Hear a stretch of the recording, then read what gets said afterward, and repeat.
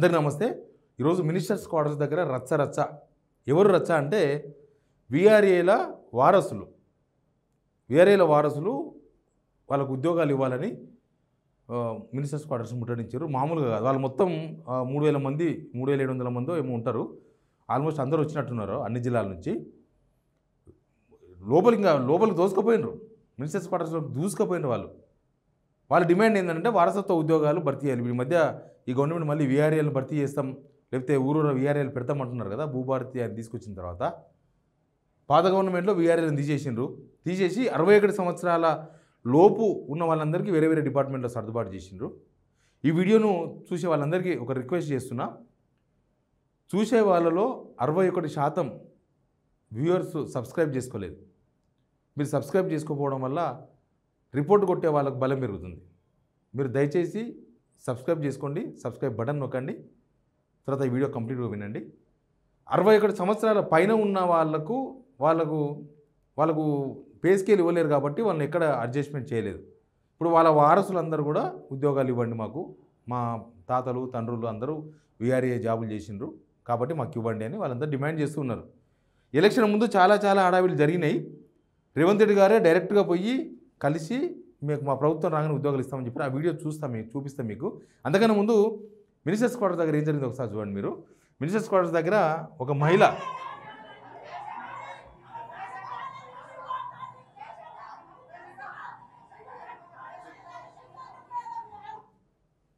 నాకు తెలిసి ఆ మహిళను వదిలేసినా కూడా ఆమె ఉరకలేదు. ఆమె ఆల్రెడీ నాకు కాలు నొప్పి మీ కాలు మొక్తా అని చెప్తుంది. అయినా సరే గుంజుకొని పోవాలి పోలీసులు అదే పని చేస్తున్నారు, బెదిరించాలి అందరినీ. తర్వాత ఒక అతను మాట్లాడండి, అది కూడా వినండి మీరు. సమ్మెలో భాగంగా గత ప్రభుత్వంలో ముఖ్యమంత్రి రేవంత్ రెడ్డి గారు వచ్చి స్పష్టమైన హామీ ఇచ్చారు. సీతక్క హామీ ఇచ్చింది, ఈటల రాజేందర్ చెప్పిండు, తీన్మార్ మల్లన్న చెప్పిండు, ప్రతి ఒక్క మంత్రులు కావచ్చు ఎమ్మెల్యేలు కావచ్చు ఇప్పుడున్న వాళ్ళు మాకు స్పష్టమైన హామీ ఇచ్చారు ఆ రోజు ఉద్యోగాలు ఇవ్వాలి వీళ్ళకి అని చెప్పేసి. కానీ ఈ రోజు ఆ జీవో ఇచ్చినప్పుడు ఈ పొంగులేటి శ్రీనివాసరెడ్డి బీఆర్ఎస్లోనే ఉన్నాడు, ఇప్పుడు కాంగ్రెస్కి వచ్చిండు. ఆయన హయాంలోనే జీవో వచ్చింది, ఇప్పుడు ఆయన హయాంలోనే మాకు ఈ జీవో ఇంప్లిమెంట్ కావాలి. అయినా కానీ మొండి వైఖరితో మమ్మల్ని నిర్లక్ష్యం చేస్తున్నాడు. ఏది ప్రజాపాలన, ఇదే నా ప్రజా పరిపాలన. కొట్లాడి తెచ్చుకున్న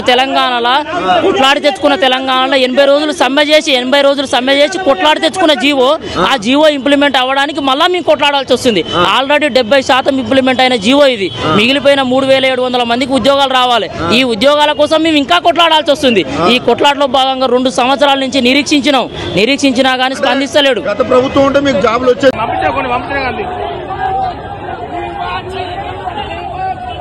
అధికారంలోకి రాకముందు, అధికారంలోకి వచ్చిన తర్వాత, అధికారం రాకముందేమో మేము మీకు చేస్తాం, అన్ని చేస్తాం, అది చేస్తాం, ఇది చేస్తాం అని చెప్పి.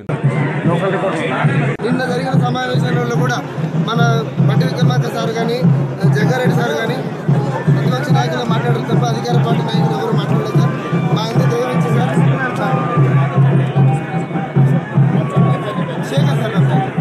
అధికారంలోకి వచ్చిన తర్వాత పోలీసులు కాలు చేతులు బట్టి పాపం వాళ్ళని ఈడ్చుకొని పోతున్నారు. ఒకసారి వాళ్ళతో మాట్లాడదాం. వాళ్ళ అసోసియేషన్ మెంబర్ మనతో ఉన్నాడు.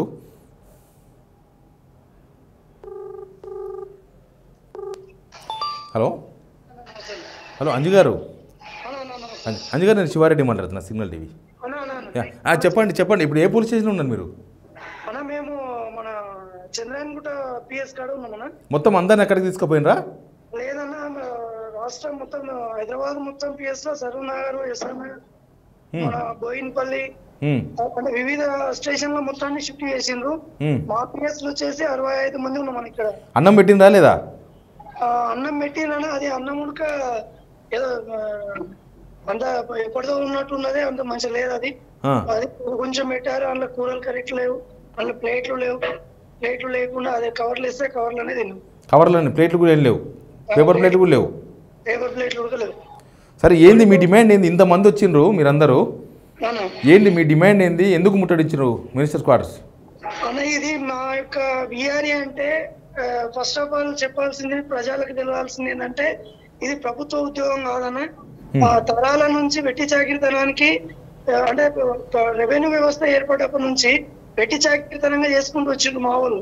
మా తాతల నుంచి మా తండ్రులు అలా చేసుకుంటూ వచ్చినాక దీనికి స్వస్తి పలకడానికి జీవో నెంబర్ 81 గత ప్రభుత్వం ఇచ్చింది. ఈ జీవో నెంబర్ 81 లో 2 భాగాలు చేసారు. ఒకటి 61 సంవత్సరాల లోపున్న వాళ్ళని, 61 సంవత్సరాల పైబడే వాళ్ళని.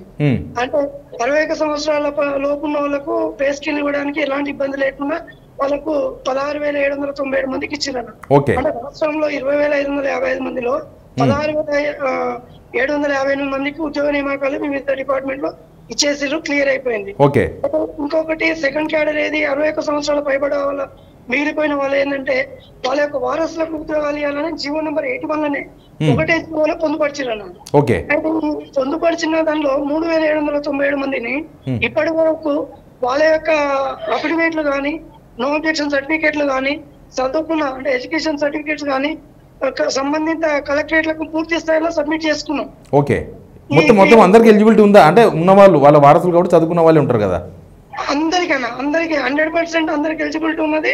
ఆ ఎలిజిబిలిటీ ప్రకారంగా వాళ్ళ యొక్క విద్యార్హత ప్రకారంగానే కలెక్టర్లకు మనం సర్టిఫికెట్లు సబ్మిట్ చేసినాం. అది సిసిఎల్ డాట్ సిసిఎల్ఏకు హైదరాబాద్ కు రీచ్ మొత్తం తీసేసుకున్నది. ఆ తదుపరి గవర్నమెంట్ ఎలక్షన్ కోడ్ రావడం, ఆ తదనంతరం గవర్నమెంట్ మారడం, ఇప్పుడు మారిన ప్రజాప్రభుత్వం అని చెప్పుకుంటున్న ప్రజాప్రభుత్వం ఈ రోజు వరకు గత 18 నెలలు అవుతున్న కూడా ఈ జీవో మీద ఎలాంటి చర్చ జరపకపోవడము, మరియు ఈ మిగిలిపోయిన 3,700 కుటుంబాలను కూడా రోడ్డు మీద పడేసింది.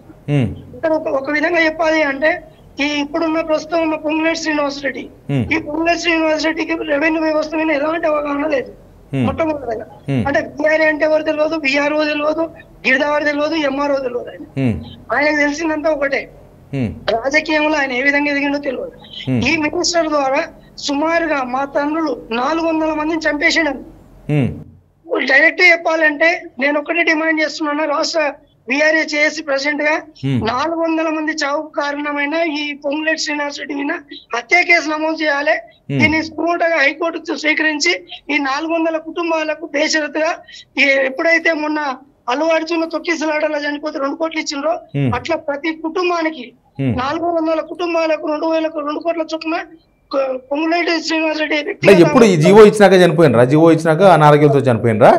అవునన్న, జీవో వచ్చింది 27 జూలై 2023 వచ్చిందన్న. ఆ తదనంతరం వచ్చిన చావులు అన్న ఇవన్నీ. ఈ 400 మంది చనిపోయింది అంటే మా కొడుకులకు ఉద్యోగాలు వస్తూ రావని బెంగతోన అనారోగ్య పాలయ్యి తిండి లేక తిప్పలు లేక, అంతేకాకుండా ఈ 400 మంది కాకుండా నాలాంటి బీఆర్ఏ వారసులు ఎవరైతే ఉన్నారో నేను ఒకటే అడుగుతున్నాను ప్రభుత్వాన్ని, అయ్యా మనం సచివాలయం ఉడికి వాళ్ళే కట్టిరు కదా, సెక్రటరీ కొట్టినాం కదా, మరి నీవెందుకు తిరుగుతున్నావు? అది కూడా కొట్టరాదా అంటే మా బాధ. ఆ రోజు మీరు వచ్చి మా గురించి మాట్లాడిన వాళ్ళు ఇదే పిసిసి అధ్యక్షుడు ఉన్న రేవంత్ రెడ్డి సార్, మరి లెటర్ రాసినావు కదా, ఇదే కేసీఆర్ కు వీళ్ళ యొక్క జీవన స్థితిగతులు మార్చడానికి కేసుకెళ్ళి వాడిని అదని నువ్వు రాసినోడు, ఇవాళ మా స్థితిగతులు మార్చడానికి నువ్వు ఒక సర్క్యులర్ ఎందుకు ఇవ్వలేకపోతున్నావు అనేది నేను ప్రశ్నిస్తున్నాను. తెలంగాణ బిడ్డగా, రేవంత్ రెడ్డి అభిమానిగా, రేవంత్ రెడ్డి కాంగ్రెస్ కార్యకర్తగా నేను ప్రశ్నిస్తున్నాను. మీరు కాంగ్రెసేనా? నేను కాంగ్రెస్ అయినా. మేము గత ప్రభుత్వం నచ్చలేకనే మేము ఒక్కొక్కరు మన వీఆర్ఏలము పే స్కేల్ ఇంప్లిమెంట్ అవుతలేదని ఒక్క వీఆర్ఏ 100 ఓట్లతో గెలిపించినాము. ఇప్పటికి కూడా పోలీసులు కొట్టినరా? ఇడుచుకోపోయిన విజువల్ చూసినా నేను. కొట్టినరా అన్న? మేము రెవెన్యూ మినిస్టర్ ని కలవడానికి పోయినామన్నా, ఎక్కడ ధర్నా చేయడానికి పోలేదు. మేము మినిస్టర్ ని కలిసి మా బాధ గోడును చెప్పుకోవడానికి పోయినాము. మేము చెప్పుకోవడానికి పోతే అక్కడ పోలీసుల తీరు అభాగ్యం అని చెప్పడానికి రాదు. ఆడవాళ్ళని చూడలేము, ముసలోళ్ళని చూడలేరు, వాళ్ళకి ఇష్టం రాజ్యం ఉన్నది. మరి ఇది తెలంగాణ రాష్ట్రంలో ఉన్నామా, మేము పాకిస్తాన్ లో ఉన్నామా అనే ఒక ప్రశ్నార్థకంగా మిగిలిపోయిందని అక్కడ ఉన్నప్పుడు. థ్యాంక్ యూ అంజీ గారు, మీ వాయిస్ నేను ఖచ్చితంగా ప్రభుత్వానికి వినిపిస్తా. Okay, thank you. ధన్యవాదాలు. ఇది వాళ్ళ బాధ. ప్రభుత్వం పట్టించుకోవాలి కదా, ఆ ఉన్న జీవోని ఇంప్లిమెంట్ చేయడానికే వాళ్ళ పొంగులేటి శ్రీనివాస్ రెడ్డికి నొప్పి.